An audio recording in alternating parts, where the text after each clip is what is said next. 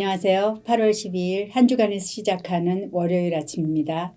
이 아침에 우리 주님과 함께 이 한 주간 또 오늘 하루를 시작하게 하셔서 참 감사를 드립니다.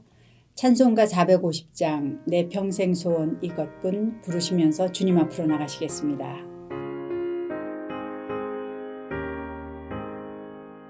내 평생 소원 이것뿐 주의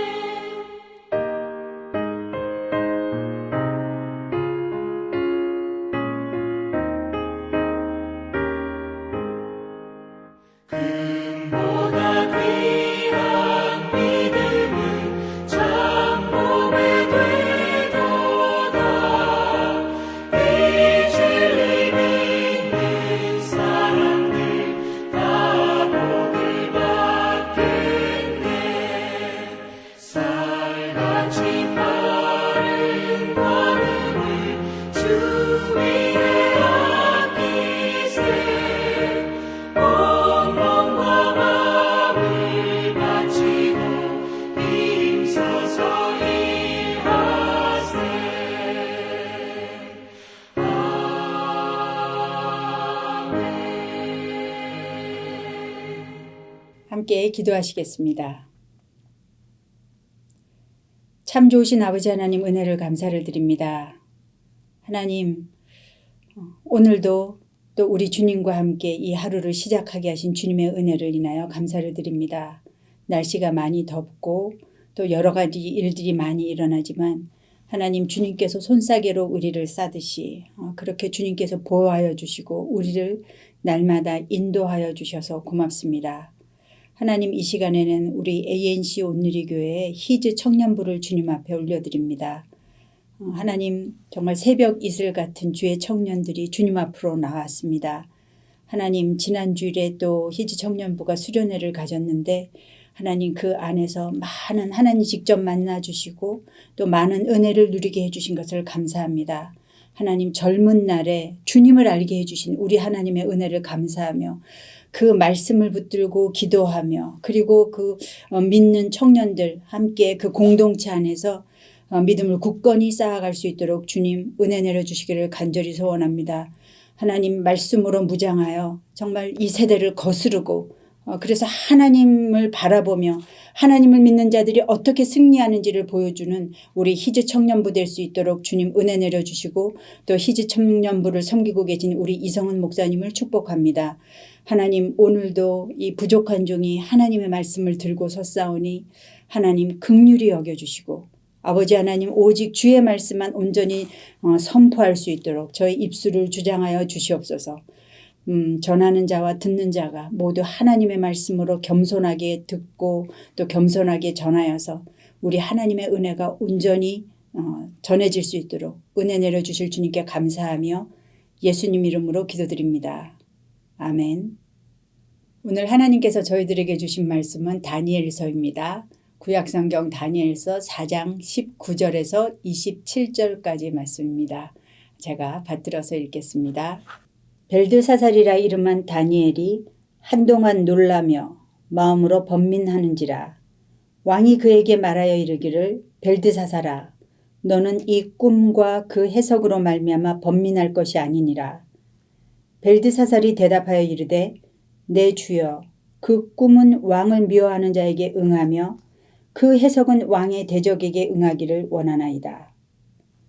왕께서 보신 그 나무가 자라서 견고하여지고 그 높이는 하늘을 닿았으니 땅끝에서도 보이겠고 그 잎사귀는 아름답고 그 열매는 많아서 만민의 먹을 것이 될 만하고 들짐승은 그 아래에 살며 공중에 나는 새는 그 가지에 깃들었나이다. 왕이여, 이 나무는 곧 왕이시라. 이는 왕이 자라서 견고하여지고 창대하사 하늘에 닿으시며 권세는 땅끝까지 미치심이니이다. 왕이 보신즉 한 순찰자 한 거룩한 자가 하늘에서 내려와서 이르기를 그 나무를 베어 없애라. 그러나 그 뿌리의 그루터기는 땅에 남겨두고 새와 놋줄로 동이고 그것을 들풀 가운데 두라. 그것이 하늘 이슬에 젖고 또 들짐승들과 더불어 제 몫을 얻으며 7대를 지내리라 하였나이다. 왕이여, 그 해석은 이러하니이다. 곧 지극히 높으신 이가 명령하신 것이 내주 왕에게 미칠 것이라. 왕이 사람에게서 쫓겨나서 들짐승과 함께 살며 소처럼 풀을 먹으며 하늘 이슬에 젖을 것이요 이와 같이 7대를 지낼 것이라. 그때 지극히 높으신 이가 사람의 나라를 다스리시며 자기의 뜻대로 그것을 누구에게든지 주시는 줄을 아시리이다. 또 그들이 그 나무 뿌리에 그루터기를 남겨두라 하였은즉 하나님이 다스리시는 줄을 왕이 깨달은 후에야 왕의 나라가 견고하리이다. 그런즉 왕이여, 내가 아뢰는 것을 받으시고 공의를 행함으로 죄를 사하고 가난한 자를 긍휼히 여김으로 죄악을 사하소서. 그리하시면 왕의 평안함이 혹시 장구하리이다 하니라. 아멘. 오늘 읽지는 않았지만 다니엘서 4장은 느부갓네살 왕의 찬양으로 시작이 되고 있습니다. 자기 영토 안에 거주하는 천하 모든 백성에게 자신에게 일어난 일을 알려주고 싶어하는 그의 열망을 발견하게 됩니다. 그것은 지극히 높으신 하나님과 그분의 놀라우신 이적에 대한 이야기입니다. 어떤 일이 느부갓네살 왕에게 일어났을까요? 왕이 또 꿈을 꿨습니다. 지난번 2장에서는 자신이 꾼 꿈이 기억나지 않아서 박수와 술객들을 불러서 꿈의 내용까지 알아내라고 막 다구쳤었죠. 만약 자신의 꿈을 알아내지 못한다면 다 죽여버리겠다. 그렇게 위협할 때 하나님께서 다니엘에게 지혜를 주셔서 그 꿈을 알아내고 해석하고 그래서 모두의 생명을 살릴 수 있었습니다. 오늘 저희가 함께 볼 사건은 그로부터 약 30여 년이 지난 후의 일입니다. 그동안 바벨론은 수많은 정복으로 나라가 더욱 부유해지고 거대한 도시와 건축물들이 세워지고 그래서 느부갓네살 왕은 위대한 왕으로 추앙받고 있는 때였습니다. 다니엘서 4장 4절에 보면 나 느부갓네살이 내 집에 편히 있으며 내 궁에서 평강할 때라고 말하고 있습니다. 그렇게 편안할 때에 느부갓네살 왕은 한 꿈을 꾸게 되는데 그 꿈은 왕에게 두려움과 번민을 안겨다 주었습니다.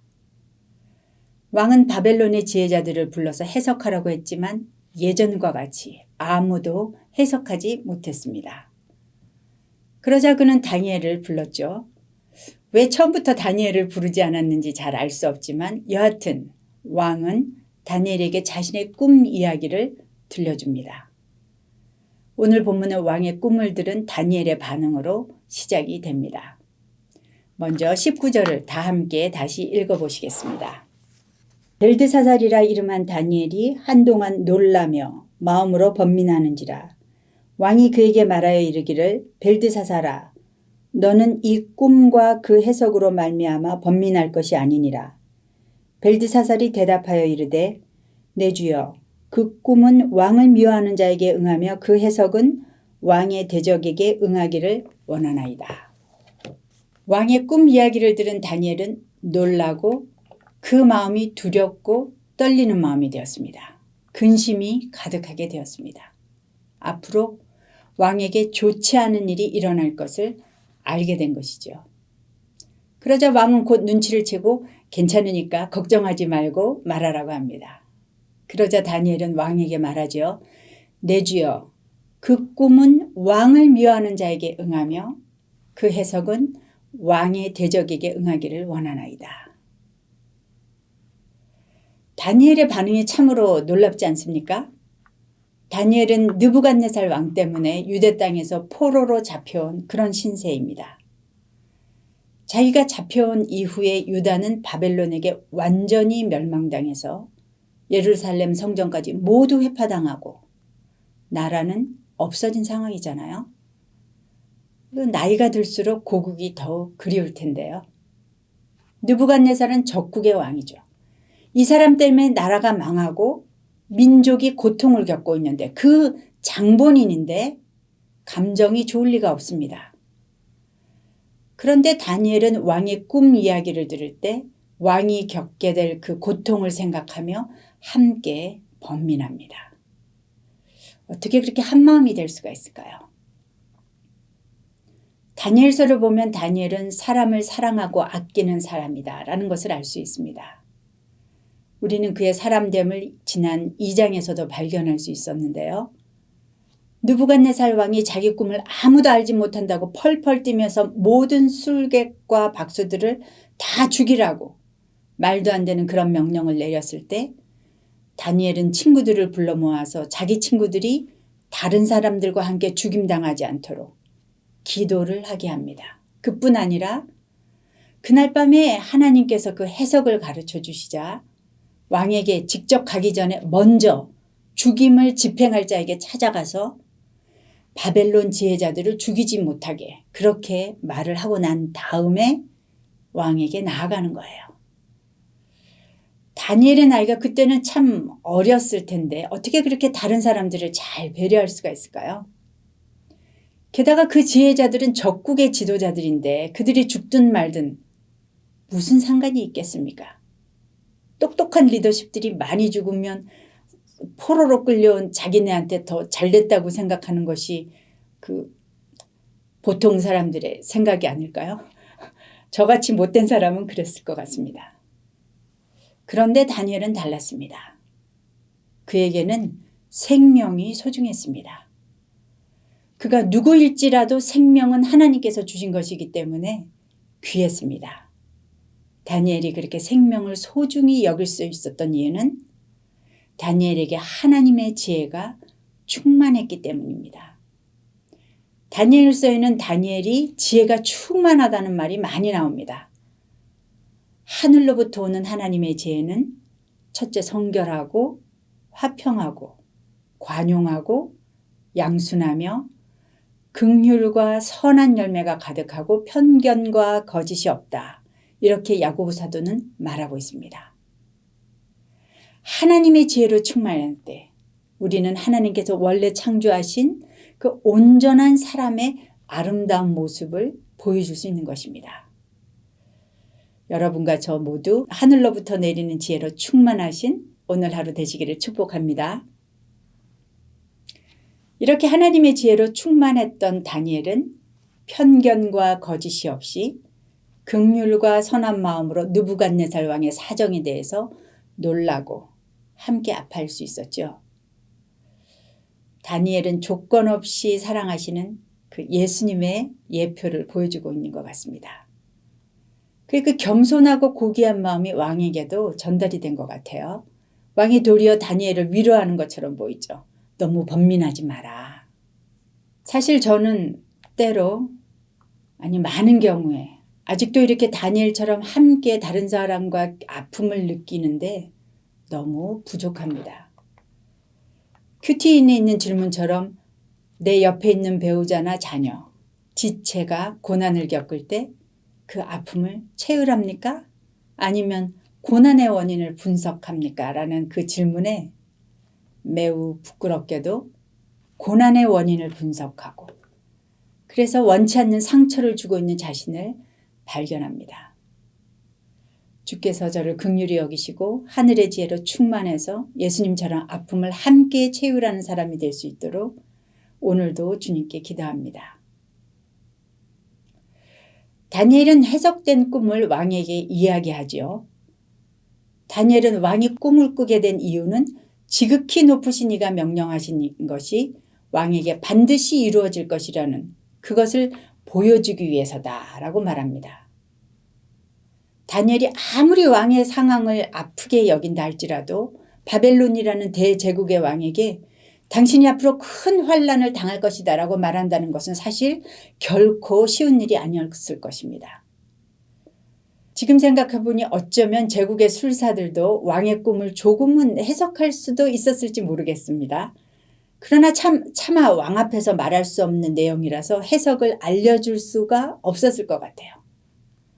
땅에서 보이지도 않을 만큼 하늘에까지 높이 닿고 풍성한 잎사귀와 열매로 들짐승과 공중의 새가 깃들이는 그 나무는 바로 느부갓네살 왕을 나타낸다고 다니엘은 해석합니다. 하나님 없이도 얼마나 창대하게 하늘 꼭대기까지 뻗어나갔습니까? 그런데 하나님에게서 보냄받은 자가 나타나서 아마도 천사겠지요. 그 나무를 베어 없애라. 그러나 완전히 없애지는 말고 그루터기를 남겨놓으라. 이렇게 명령합니다.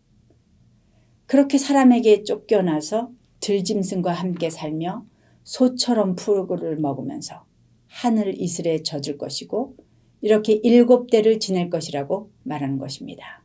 7대는 7해를 가리킨다고 우리가 보고 있습니다. 이 꿈이 무슨 뜻일까요?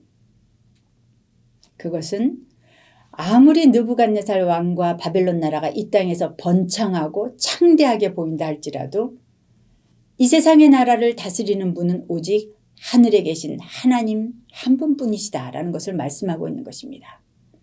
이 땅의 권세가 나라가 일어서고 넘어지는 그런 흥망성쇠가 그루터기라도 남아서 다시 일어나게 하는 그 모든 권세가 영원하신 하나님 주님의 주권에 달려있다는 것을 말하고 있는 것입니다. 그 진리를 깨달을 때 그때야 느부갓네살 왕의 나라가 진정으로 견고하게 설 수 있다고 다니엘은 왕에게 말하고 있습니다. 경고지요. 그런데 왜 하나님께서 그 왕에게 경고하실까요? 왜 하나님께서는 자기 멋대로 사는 이 세상을 그냥 심판하지 않으시고 먼저 경고의 말씀을 주실까요? 하나님 아버지께서는 심판이 목적이 아니고 구원이 목적이기 때문에 그렇습니다. 주님은 공의의 하나님이시기 때문에 악을 심판해야 하지만 그러나 또한 사랑이시기 때문에 용서하시고 구원하시는 분이십니다.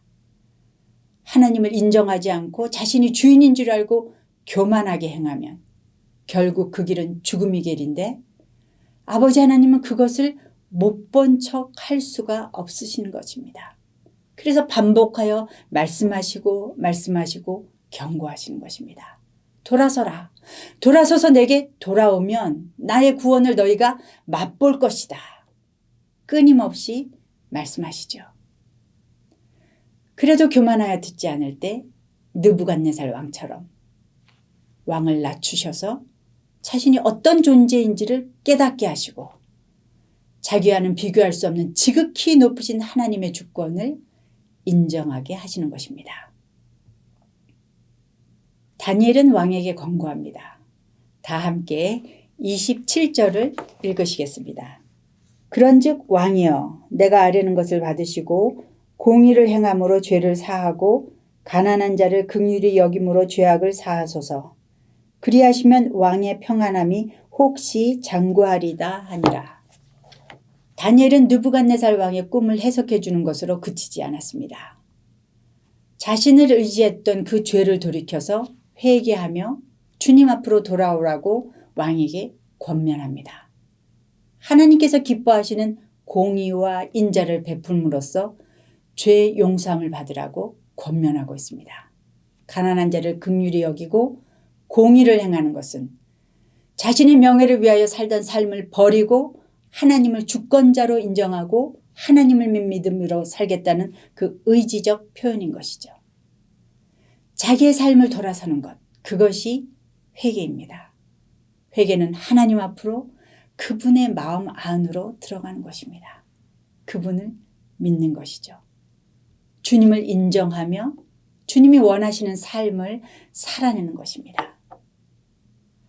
적국의 포로로 잡혀온 자가 감히 제국의 왕에게 돌아서라고 권고하는 것이 쉽지 않았겠죠. 그러나 다니엘은 용감하고 담대하게 하나님의 마음을 전하고 있습니다. 그러나 아쉽게도 내일 말씀을 묵상해 보면 느부갓네살 왕은 다니엘의 권고를 듣지 않고 결국 하나님의 경고에도 불구하고 어려운 일을 당하게 되죠. 그럼에도 불구하고 그 일을 지나면서 그 왕은 하나님의 주권을 깨닫고 4장 초두에 나오는 그 하나님을 향한 찬양을 드리게 되는 것입니다. 오늘 하나님의 주권을 선포하고 있는 다니엘의 메시지는 지금 포로로 잡혀와 있는 그 유대 백성에게 큰 위로와 힘이 되었을 것입니다. 하나님 앞에서 선택받은 자신들의 정체성을 다시 돌아보게 하고요. 회개하는 가운데 어려운 가운데서도 절망하지 않고 다시 하나님을 믿는 믿음으로 소망 가운데 힘을 얻었을 것입니다. 그렇게 하나님과 그분의 계획을 깨닫고 주의 백성으로 그 환난의 시간들을 지나갈 수 있었을 것입니다. 오늘 주께서 우리에게 주시는 말씀을 잘 듣고 깨달아서 주님께로 다시 돌아오는 우리가 되기를 기도합니다. 그렇게 믿음으로 순종하여 주님의 주권을 이 세상에 삶으로 선포하고요. 견고한 승리의 삶을 누리시는 복된 오늘 하루 되시기를 축복합니다. 함께 기도하시겠습니다. 아버지 하나님 감사합니다. 하나님 저희들을 사랑하사 주님 저희들에게 예수 그리스도를 보내주셔서 저희들의 그 모든 죄를 용서해 주시고 당신의 자녀로 삼아주셔서 감사합니다. 하나님 우리가 정말 죄 가운데 살 때 아버지 하나님 그 죄를 보실 때마다 정말 징계하시는 것이 아니라 우리에게 회개하고 돌아올 기회를 주시는 하나님, 경고를 주시는 하나님, 그래서 다시 주님 앞에 나와서 죄 용서함을 받고 아버지 하나님 다시 또 날마다 새롭게 살 수 있도록 기회를 주시는 주님의 이름을 찬양합니다. 아버지 하나님 오늘 저희가 다니엘을 통해서 정말 말씀하시고 그 앞에서 자기 자신이 누구인지를 깨닫고 하나님의 주권을 인정하는 그런 다니엘의 모습을 우리가 보고 우리도 그렇게 살기로 다시 결단합니다. 아버지 하나님 저희는 그러나 미약하여 날마다 결단 하나 무너지고 또 포기하지만 그러나 아버지 하나님 다시 주님 앞에서 일어나서 저희들이 새로운 삶을 살기를 소원하오니 하나님 성령으로 저희를 붙잡아 주시옵소서. 하나님 지금 여러 가지 자연재해와 아버지 전쟁으로 인하여 세상이 지금도 복잡하고 정말 어렵고 환난은 지나가는 분들이 너무나 많이 있습니다. 하나님 불쌍히 여기시고 아버지 하나님 임재하여 주셔서 이 땅이 정말 주님의 말씀으로 예수 그리스도의 보혈로 다시 회복되는 그런 시간이 될 수 있도록 은혜 내려 주시옵소서. 아버지 하나님 주권이 오직 주님 앞에 있사오니 아버지 하나님 하나님의 그 아름다우신 주권으로 능력의 주권으로 이 세상을 바로잡아 주시고 아버지 하나님 우리가 그것을 위하여 늘 기도하는 저희가 될 수 있도록 은혜 내려 주시옵소서. 하나님 감사합니다. 오늘도 저에게 말씀을 주셨사오니 이 말씀대로 살면서 승리하고 주님께 모든 영광을 올려드리는 그런 하루가 되게 하실 우리 주님께 감사하며 예수님 이름으로 기도드립니다. 아멘. 오늘도 하나님께서 주시는 말씀을 가지고 주님 앞으로 나가시겠습니다.